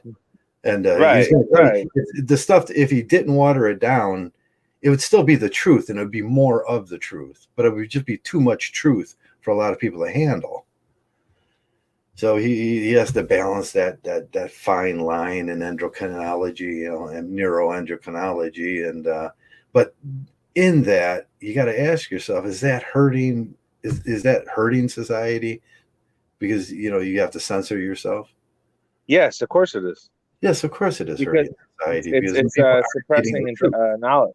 It's Yeah, suppressing knowledge. Yeah, and you can what he does is he'll just do the light version, so he kind of dances around across the every time he gets into a situation where he can see it's going to be offensive to this group or offensive to this group, he dances around on it and he words it down. And it's like, no, you shouldn't have to learn, education should be, you shouldn't have to learn by filling in the blanks of what he's not saying. well, we always talk about Marcus Aurelius. What did he say? Like, you just say it Just plainly, or say it how the does he way put it is. it? Yeah. Say it the way it is. Yeah, just Say say it it the the way, way it is. Right? You can't. We're in a culture now where yeah, if you do that, you're gonna suffer consequences. right. Like that are gonna be negative. You're not gonna suffer. Yeah, you're gonna suffer negative consequences for saying it plainly. Right. Yeah. Now, Marcus really probably the last Stoic is, he's the last guy to say it. He says, when we talk about eating meat, we're not eating meat, we're eating dead flesh of animals. It's like, Yeah, say it like it is. Don't water it down. It doesn't have to be appealing. Just say it like it is, and that goes on. It's just an example of how we water down our language to make people. And Mgtow's not about that. I always thought Mgtow was about saying it like it is. You get this truth, and you tell the truth. yeah, yeah. That's right. Hey, Joel, hold on a second. I'm gonna grab it. I gotta grab some more ice. Hold on a second. I'll grab some more ice for that frappuccino. I wish I would have made one. I never do that. You know what? I always forget. I always forget that for you guys out there, when you're making a coffee, a cold coffee, what you really need, it's going to taste like crap unless you do it right. It's cream and it's coffee and it's sugar or some caramel or whatever you're going to put in there, and everything. But you got to freeze your ice cubes. You got to freeze your coffee into ice cubes. And then you put the ice cubes in the blender and pour the cream over there with a little caramel or whatever your flavoring is. And then you do that, and then it's a perfect frappuccino. That's how you make the perfect frappuccino. You have to freeze your coffee. And I always forget that. I threw my ice cube makers out. I just got pissed at them for some reason a few years ago, and I haven't rebought new ones. Oh, yeah. Ain't life interesting? Yo, ain't life interesting? Yeah. So that's my perfect recipe for frappuccinos. Frozen coffees, and yeah. So Joey's out. He's getting himself something to eat and everything. But we could talk about, the way life is, and life on life terms. Sometimes it's going to suck. It's going to really suck. But it's what they're really going to want from you is your ability to bend to their will, and that's not the Mgtow thing. Sometimes you're going to hurt. You're going to hurt their feelings. You're going to hurt their delicate sensibilities. But I like that. You're going to hurt their delicate sensibilities. But saying it the way it is more honest. It's more truthful. You're going to feel better about your life after you go on. I said it like it was. Me and a friend of mine did this experiment when we were just out of high school, or graduating from high school or something, and we just got sick of all the lies. And we said, well, just for a little while, or a year. We did it for a year, and he says, just for a little while, we're just going to tell the truth. And you can imagine how that goes. Just tell the truth. It was does this jeans make my ass look big? And you go, your ass just looks big. Well, so those kind of truths and everything. And if a girl was a whore, you just told her she was a whore and everything. And it turned out awful for us. Everybody hated us, and we ended up drinking alone. But there was a certain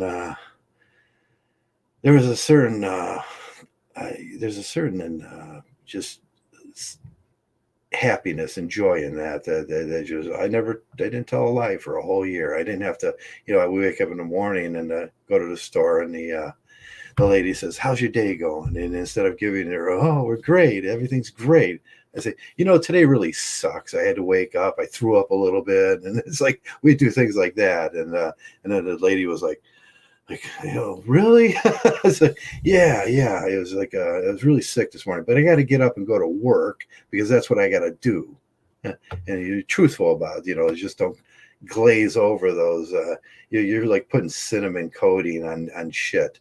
And that's what, when somebody asks you, how's your morning? Tell them like it is. This morning it sucks. It's raining. It's not a great morning. But we do those things where we, as humans, we just, everything's great. Everything's fine. Everything's dandy. I just want to get my coffee. And that's a lie. That's where they start getting you, where you're telling little lies. It's great morning. I'm going to convince myself that I'm having a great day. And I don't have enough F's to give anymore about those things either. You find out that, we get in Mgtow, and I think Turtling Monkey says this, and there's a book out, not enough. I don't have enough F's to give anymore about that stuff. And if I hurt your feelings along the way, or if I rub against your delicate sensibilities, then screw you, That's you. That's telling you more about you than it is me. But on YouTube and in the world, you got to carry the company line and say the nicest lie you can. Well, you know what the nicest lie out there is? It's still a lie. Yeah. Did you get your Frappuccino? Yeah. Yeah, it's just so hot out here. It's just really uncomfortable. Like, yeah, I'm driving around because my buddy, he's got the chick there. I don't want to. I don't want to interact with her. I mean, so that's why I'm out of the house, because I can't speak freely. Because what is he talking about in there? What's going on in there? Yeah. So forget. I don't even want to deal with it. That's why I drive around. And then man cave. That's why it's better when I have my house. It's like I just got pissed off. I left. This is a good city, but I think I learned. You know what? I figured it out finally. At least I learned from my past. Is like like you get in a situation wherever you live and you get tired of it. Yeah. Just pack your shit and take 2 weeks off. Just 2-3 weeks, or however much time you can take off from work, and just go somewhere that you want to go to. Right? Just take a vacation. Take a vacation. It doesn't mean you have to move. Right. Yeah, so I just kind of like move. I just move when I get bored. But that wasn't the right play. The right play is just to take some time off, extended time off, and go to Europe or wherever, or, wherever you can afford. If you can't afford it, then just go rent a car. Try to find creative way and just get away from where you are, and then come back, and you'll be fine. Right. Yeah, if you're in America or Australia and you can't find something to do, you're an idiot. Just drive around the country, drive from town to town, and just find new things, because America is full of just interesting things. And I'm right, sure the South. I mean, you want something interesting if you're an American, just go down south. Just go to the South and deal with those, like, they're different. They're very passive aggressive. They're like almost alien creatures. No, I'm just joking. I like Southern people, but a lot. They're just being from the Northeast. Like we're so different. And we're in the same country, and we're not really that far away. Yeah, go to Memphis, Tennessee, and check those people out. You'll just be shocked. Yeah, go have some barbecue down. No, the worst. What would be the Christian cringe? Would be probably Charlotte, where every street's named after Billy Graham. And talk about cringe. Oh, that is cringy. Yeah.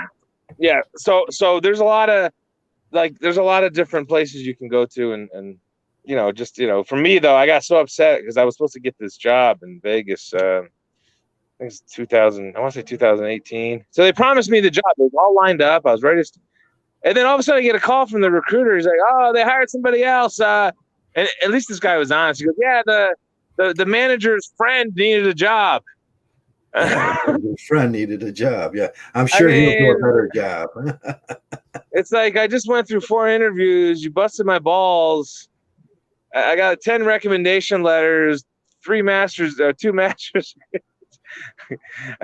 So I just got so pissed. I just packed all my shit and I went back east, and whatever. It was actually a good move. I went because I finally officially broke away from the religious bullshit, because that was only 3-4 years ago.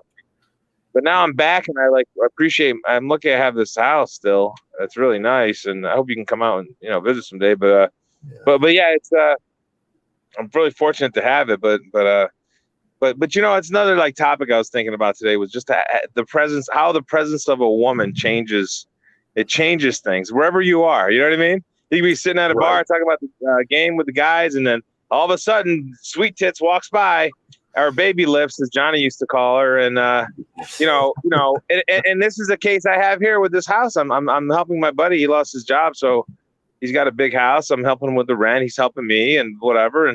But then she comes around, and it's like I got to change my whole scenario of everything, of how I approach my day until she leaves. Yeah, until she leaves. It's like, you know how that goes. You're paying for somebody else's B, and you'll pay for it in many, many different ways, from your time to your money to your like you're doing today, trying to just not having a great day because she wants to get his thing wet. It's like, God. Right. He actually knew about oxytocin and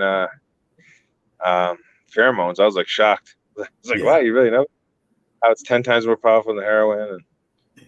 But these are connections that you make, right? Obviously, through life experience, and you realize why. You remember the high school days? How the guys used to get so stupid, I was with the girlfriend this week, because that's their first exposure to those chemicals when you're 15, 16, 17, 18, or whatever. They're misconstruing everything that's going on. They think that's real love, and they think that this. They just made a special bond, and they have no idea that she's going to be gone in 2 weeks. Yeah, and what'd your son say? The woman's going to bite your head off? Yeah. She, that was the lady in the one store that we used to go to. He would just notice that she'd run up to me and start talking to me, and then he comes out and it looks like she just wants to eat you, Dad. she'd fucking eat you. Yeah. Mm-hmm. I said, yeah, she's not the unicorn. Yeah, I tried. Some women are like that, huh? They're just like, I ran into a guy yesterday. We were talking about broads, and he's not really. He's like a kind of a tough ass kind of guy, so he's good. He's not, he gives women shit back. He doesn't care, but he goes, you know what? A woman punches me first time, I'll let her get away with it. If she does it again, I'm gonna slap that son. Because he does it a second time. So he'll give a broad a pass on the first one, the first slap or punch or fight or whatever you want to call it. Yeah, so someone start running their second camera. One, no. I said I would just walk away. Yeah. I would just walk away. I'm not dealing with that. Yeah, you push her over and walk away because there's going to be 10 simps that are going to be like, hey, like you hit a woman, and just disregard the idea that she was trying to pulverize your face. Yeah, look at Trevor Bauer. You know, was it really worth it? Was it really worth it? Yeah, was that really worth it? I would like to ask him that. Was that really worth it? Right. Was it really worth it? Like, what do you do? And at the end of the day, what's he doing? He's simping for a woman to please her. He's sexually trying to please her with the rough sex. Yeah, right?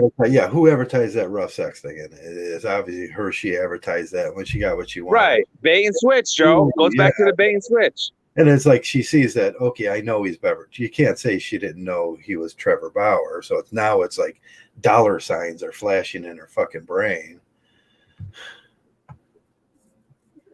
You think she thought about that on her own, or was that who put her up? You think somebody put her up to it, or she kind of came up with it on her own?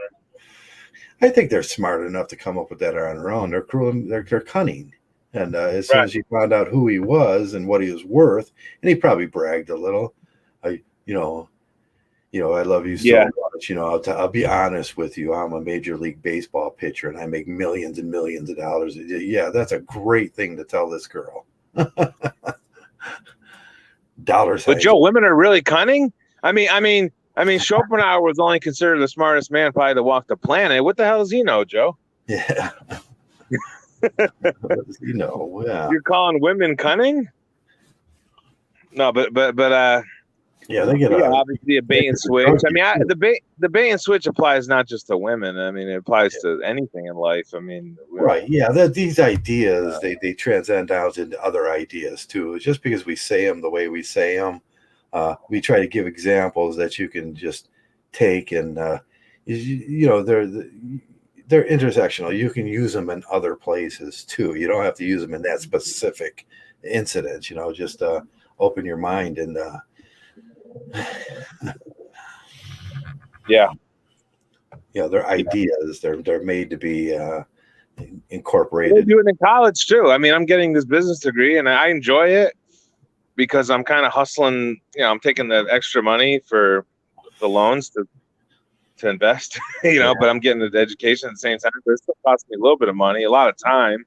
But that's kind of a bait and switch. School's kind of a bait and switch, unless you're getting something like unless you're going to be a specialized like a doctor or attorney or something, even a teacher, where you need that education to continue. A lot of times it might not be, better off learning a trade maybe. Yeah.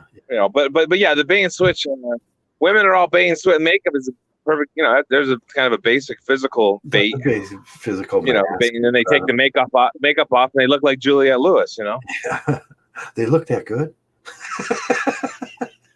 I mean, have you ever seen anyone more stunning than her? And that scene in Natural Born Killers where she physically beats up two truckers that are, 220-pound linebackers for New York Jets. Yeah. Now they're truckers, and she beats them up with her fist. It's really a remarkable scene. Remarkable. She's such a good shape.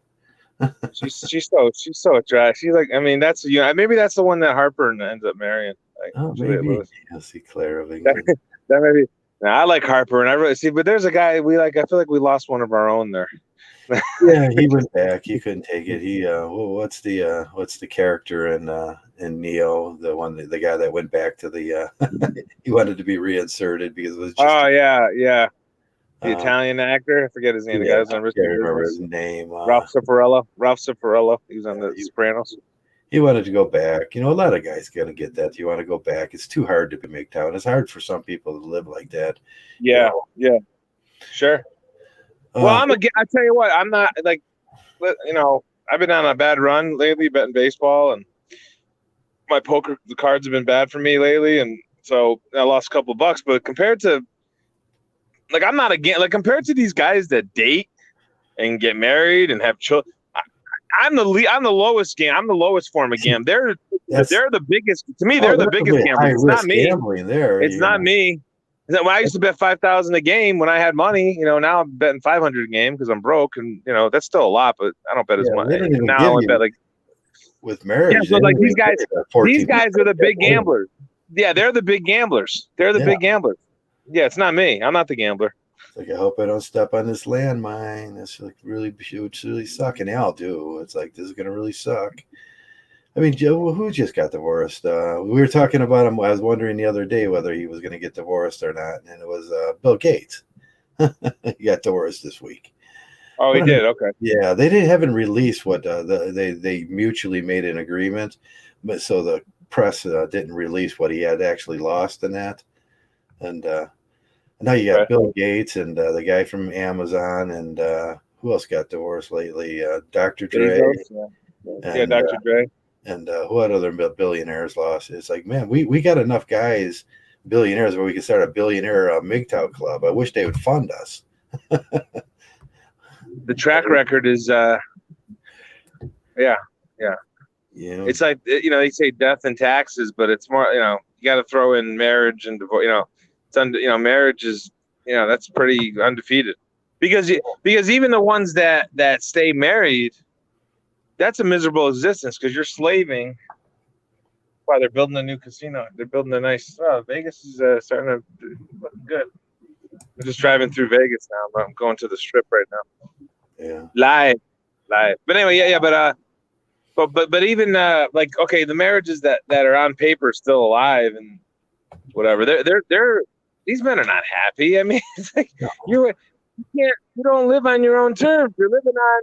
It goes back to our topic. You're not living on your own terms. You're living on her terms. You retire when she wants to retire. Right. Yeah. I was just watching that foolishness that's going on. I should say when she wants you to retire. Sorry, go ahead. I just want to clear that up. When you retire when she says you can retire. Yeah. Not when you want to. But go ahead. Sorry. Go ahead. I was watching that foolishness going on this with Jennifer Lopez and Jennifer Garner and Ben Affleck. It's like Ben's playing it right, but he's still buying into that whole thing, and it's just all that foolishness that goes along that with that. It's just I was just reading it and laughing because yeah, Joe, it's like, we're so. I mean, I know I like to brag on Mgtow a lot, but we're so far ahead of these guys. Like the only guy that seems, the only kind of mainstream guy that seems to get it is that Leonardo DiCaprio. Yeah, Leonardo DiCaprio seems to get it. And what's the football player in Houston there? He says, no, there's too much at risk for me to get married, and there's too many gold diggers out there. And I thought Bauer said that too, though. Yeah, Bauer was kind of he was a Mgtow, and then he was like, I got to get my fill of the prostitutes, and even that. Yeah. Like my buddy always says that if you want to cure all this stuff, just make prostitution legal. But you can see how that goes too. They'll take that over, and it'll be it's just the better option is just abstain from that shit for a little while. Right, take a hot shower, like my father said. My father with a 8th grade education, who never was in debt, and he had a house paid off at age 30, and he retired at 50, 55. He died a little young, unfortunately. He had an accident, but the thing is, like, that guy lived life on his terms. He didn't take any shit from my mother, and and that's a different generation where marriage was probably a little bit less risky, but. I think my father today, with his mindset, he wouldn't have got married. He wouldn't have put up one of these women. I don't think he would have. Yeah. No way. But yeah. I mean, you are your father. Right, and he said, just take a shower. He said, just close the door. It ain't so hard. Close the door, lock the door, and just take a shower. He obviously, you do your own business in there, whatever you got to do. But that's all it is, really. But Bauer should have been smarter. I mean, I think a good out for those guys would be just go to a I know you don't probably want to say this, but like he should have. Like, all these Asian massage parlors in LA, they don't even watch TV. Yeah. They don't even know who he is. They don't know who Trevor Bauer is. Right. Lady from Asia. They don't know. They just wear a freaking dress down and wear a hat. Like dress down. You know Trevor Bauer. You can take care of your business in there if you need to. Why does he got to mess around with this gringo chick? Whatever, Caucasian tramp. I'm guessing she's Caucasian. I don't know what she is, but she, she's probably from the Housewives of Beverly Hills, niece or something. And Right. And she got now he's got to pay her off. And here's the thing. You won't hear about it in the news, but he'll pay her off. Like he'll be, oh, it got settled, but guarantee she's going to get a few $1 million out of this probably. Don't worry, she'll get something out of it. Right. If he would have been more Mgtow about this thing and just let it be known that he doesn't do those things, and then when you do get accused, it's just laughable. Then, oh, that guy doesn't do that. Right. You just laugh at him. Exactly. You just like laugh these chicks yesterday at the bar. I haven't been. Last time I was at a bar was maybe 7 years ago. I just happened to get dragged there. I'm drinking club sodas, and these two bitches are talking to my buddies, and so next thing you know, they're hugging me at the end of the night. I didn't fucking want to fucking hug. So I just went along with it. I'm not gonna fucking, I just went along with it. Sue them? Like, they hugged me, man. They physically assaulted me. They sexually, abused me, but for a male that would be impossible. Oh, you liked it? No, I didn't like it, and I didn't want to be touched. Right. It's like they think every man is programmed, and I'd say 99% of men are programmed. Probably, critical thinking skills. Yeah. And I know I don't like being touched. And what's funny is as I gotten older, the city folks are actually the dumbest people around. Like I used to think when I was a kid, because I lived near New York City growing up, maybe 2-hour drive, and I would go down there like once, twice a year. And I used to think, oh wow, these people are so sophisticated, they're so smart. And now the older I get, they're the friggin' dummy. They're the dumbest ones around. They're the ones most influenced by media, and they're the ones that lack the critical thinking skills, I think. And the people, because I lived in both rural areas and then suburban areas of the city. The rural people are the smartest ones. Yeah, they live in those communal setups where you have to really blend in, and there's really a lot of differences between towns and stuff about what the expectation when you move to that town. What the expectation, there's religious expectations, and there's communal expectations, and you start violating those things, and you might find out that that's not the town you should be living in. Yeah, man, my stomach is oh really? Mud pie? Do you have that mud pie, Joe? You're trying to get an immune system built up against pie to kind of go through me and exert anti Claire spray. Out of my phone. I got the sheriff of Nottingham in front of me here. I better put the phone down. That's was that a $500 fucking ticket? Yeah, they'll get you for that ticket. Nottingham. Okay. Well, Joey, I feel like kind of wrapping this up early. My stomach's upset, and I had that sandwich. I had a chicken parmesan sandwich. It is probably the best sandwich in the whole world, but right now it's like, yeah. All right, well, good chatting with you, and I would just say, man, live life on your own terms. You only got one life to live. This whole thing about an afterlife, and it could be true, it might not be true. You have to approach life like this is it. You got one shot here. Live life on your terms, for crying out loud. You know what I'm saying? If you're still into this code, like my friend, as soon I'm kind of playing ball with him a little bit. He's helping me. I'm helping him with his rent situation, and I don't want to sign a lease for a year because I'm moving back into my house, and so, but my terms would be to have a situation where I'm living in my own house again. I'm just doing my own thing, and that's what you should strive for. Never mind trying to please everybody and all this kind of bullshit, because it doesn't get you anywhere, and then you end up being a miserable son of a bitch. I'm hoping you get your house so I can come visit you when it gets cold here. Yeah, it's right. I got 3. You'll love it out here. Yeah, I know you will. But the thing is, you don't want to be that guy on the hospital bed or when your last moments on breath on this planet, shaking your fist against the. You want to say, I lived life on my terms, and that's and if you do that, you're winning in life. Yeah, when you ask yourself those questions, did I tell the truth? Was I a good person? And even though the truth is hard for people, you got to ask yourself those things. And at the end, all you get as a Christian or a true believer or a blue pill guy is, man, I lied my whole way through life, and now I'm sitting on my deathbed, and that's all I think about is all those lies I told to myself. Right, and we're not. Don't be that guy. Don't be that guy. Don't be comfortable in your own skin, and that's the first step. You have to be comfortable in your own skin, right? You have to live. Yeah. And that's not mean being disrespectful to other people. That's just being someone who's frank and honest. I mean, frank and honest is a better policy, and sometimes that's going to hurt people. I mean, but hey, that's their problem. It's not yours. that's what RP always says. I like a lot of the things he says, and that's one of the things he always says is that's not my problem. It's That's like not my problem. Truth. like, How you take he truth doesn't is have a not my problem. codependency personality. Yeah. Right, like codependency is a killer, and that's been something that I think that happened. Like I developed my personality towards a codependency personality, and I pulled away, and it's the more I pull away from it, the better off I am. Right. The better off you are. You just say when you're sitting there saying things to your friend just to make them comfortable, it's like, nah. It's like you can't live like that. And No. that's what this is about. Is live life on your terms and get a little honesty in your life and get a little Mgtow, get a little honesty, and you won't be the most popular guy in the neighborhood, but you'll be right. Well, and you know what? You'll be secretly respected too. Yeah, they might not. respected. Yeah, Right, they might not openly say that they respect, but they will. They will respect you. Like, right? Yeah, they'll keep coming around and trying to tell you that it's not that way and Jesus is coming and all that stuff. And you just no. It's like, come on.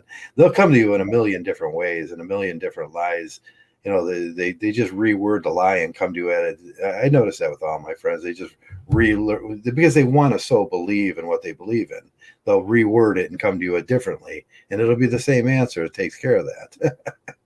Yeah, when you talk about just world fallacy, that's really cringy idea, Yeah, just world fallacy is a big one, Yeah. But anyway, I'll let you run. You want to do the shout outs again? I wasn't watching. Okay, yeah. Thanks for everybody to come around. There's Jeff and RP, the regular guys, Jeff and RP, and thanks for everybody who's going to listen in the future too. I hope people listen to this or seek me out and seek me and Joey out. Black Wolf and Uncle Guns. That's a new one. I haven't seen that one around. CJ, he always comes around, and there's a couple guys that are Soothie and let me see, AP 530. And let me see who else is in here. I think there was 12 or 13 people. But thanks for coming around and thanks for being Mgtows. Without you, we wouldn't have this little Mgtow club, and we've got to talk freely amongst ourselves, and we'd have to live with all those lies they tell you. And here we're just detangling the mess that you were left with in life. They tried to program you, and you're detangling that mess, and it's going to take a while, and it's going to take a little honesty on your part. But the good part is there's a lot of us Mgtows out there now, and that's it.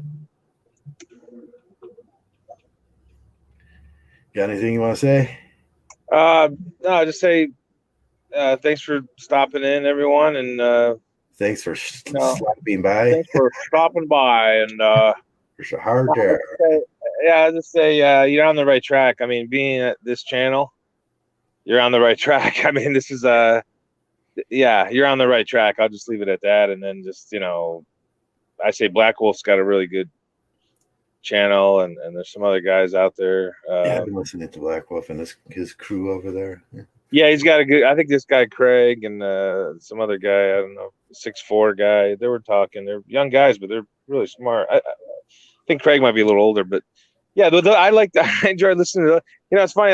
Like those guys go 4 hours, and I feel like they're talking for 10 minutes because they're just giving out good information. So yeah, I would just say keep just stay. You're on the right track. I'll just say it that way. Keep it on, brother. Yeah, yeah, and then think about what you want out of life. Don't you just take it one step at a time and just think about what you want out of life. Don't worry about what other people want out of you, because that's a road to nowhere, a dead end road. And when you focus on you and what you want out of life, I think you're heading. You're gonna be all right. Things are gonna work out. Suffer for what you want. Right. Right. Well put. So anyway, I hope everyone has a good weekend. Maybe we'll come on again Sunday. I don't know. We'll see. We'll do it on Sunday. Maybe try to get some guests in. That's Probably should put it on the agenda and open it up one of these days. What is today? Friday? We can do it Saturday. Put some guests on, say, open it up, and let people in. Yeah. Yeah. Okay. And like always, thanks for being Mgtow. Mgtow. Go your own way. All your sip sins are forgiven.